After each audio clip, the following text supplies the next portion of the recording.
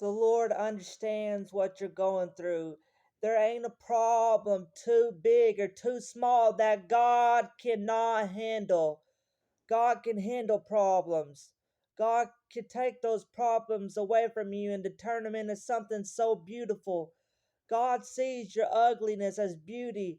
God sees fear as courage. You can't have fear without courage. So no matter what you see in life and no matter what you thought you seen, it's not what you seen. It's what you're gonna see.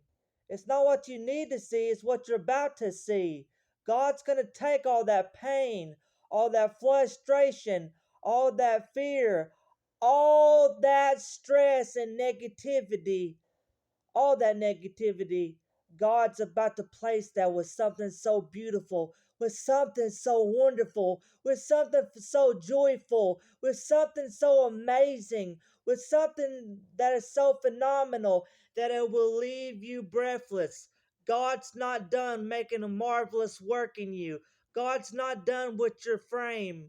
God's not done framing you and molding you and making you in His image.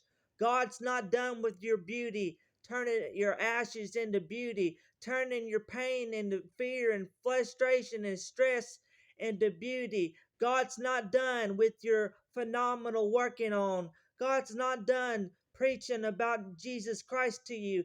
God's not done with the message yet. The message yet that we have a wonderful God, a God who is capable of anything, a God who has no limits, a God who is beautiful inside out and in, a God who will not never be stopped, a God who will never be slowed down, a God who is capable of anything, a God who can do wonderful and mighty, mighty things, a God who is victorious, a God who is a soldier, a God who is a God of love and a God of war.